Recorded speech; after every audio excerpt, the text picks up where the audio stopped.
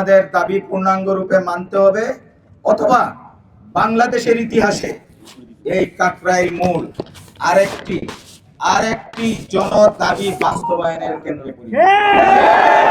আমরা এখান থেকে এক চুল পরিমাণ সরব না। আমাদের রক্তের উপরে প্রতিষ্ঠিত যে সরকার আমাদের যদি চোখ রাঙিয়ে কথা বলে, আমাদের হুমকি দুমকি দেয়, আমাদের উপর যদি যে কোনো রকমের যদি স্টিম রুলার চালানোর প্রচেষ্টা করে, তাহলে আমরা সেটাকে রুখে দেব। এবং এই আন্দোলন এটা আর কাকরাইল পয়েন্টে সীমাবদ্ধ থাকবে না। এটা কোথায় যাবে সেটা আমরা জানি না, এটাই দায়িত্ব আমরা নেব। আজকের দিনের শুরুতে আপনাদের মাধ্যমে আমি সরাসরি, যিনি আমাদের সর্বোচ্চ অভিভাবক, আমাদের সম্মানিত প্রধান উপদেষ্টা, উনার বাসা বেশি দূরে না, এখানকার সাউন্ড হয়তো বা উনার কানে যাচ্ছে।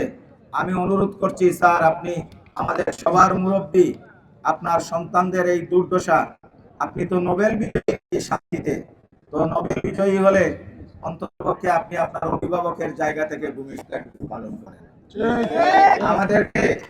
আমাদেরকে বেয়াদবি করার সুযোগ দিবেন না। আমরা বেয়াদবি করতে চাই না, আমরা বেয়াদব না। আমাদের দাবি অত্যন্ত যৌক্তিক দাবি, আমাদের জীবন মরণের সাথে জড়িত দাবি, সুতরাং আমাদের দাবি মানতে হবে, আমাদের শেষ কথা। এবং সেই দাবি আদায়ের ব্যাপারে সুস্পষ্ট সরকারের ঘোষণা ছাড়া এখান থেকে আমরা এক চুল পরিমাণ পিছপা হব না। এতে যদি আমাদের কারো কোনো ক্ষতি হয়, সেই ক্ষতি আমরা সবাই মেনে নিতে প্রস্তুত আছি।